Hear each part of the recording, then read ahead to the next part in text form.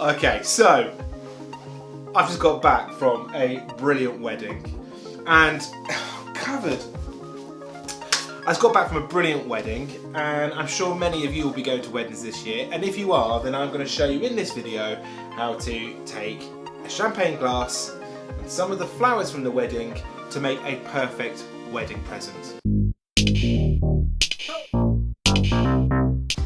So one of the worst things about this, getting it all down myself, is this isn't even champagne, it's lemonade from the fridge. Oh, and it's flat. I just used it for the video. But anyway, I had a fantastic time at my future brother-in-law's and sister-in-law's wedding. Eleanor and Tom, thank you. You had a fantastic wedding day. Photographs are here and here and there. And it was an amazing day. I loved it. Thank you so much for having me.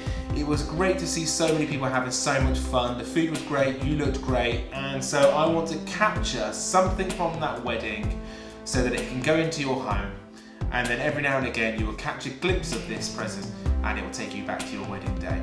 So we're going to use this stuff, which is clear casting resin, which is really simple to use. It's not complicated or scary. Some people think it's quite a scary chemical, but really all you're doing is mixing two liquids together.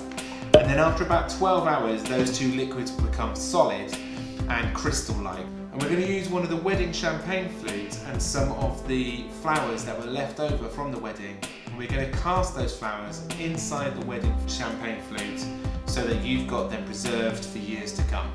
It's really not that difficult to do. It's not that expensive, sorry Eleanor and Tom, but it's a fantastic wedding gift to give to people once their wedding has finished. Because you kind of have that really big build up and then you have that fantastic day and it's really exciting and everyone's loving it.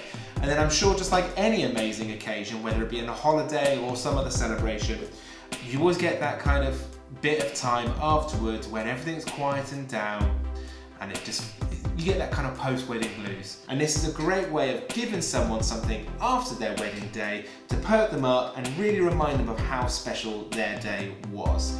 So many congratulations Eleanor and Tom. It was a fantastic day. I hope you enjoy your present. It's going to be coming very soon.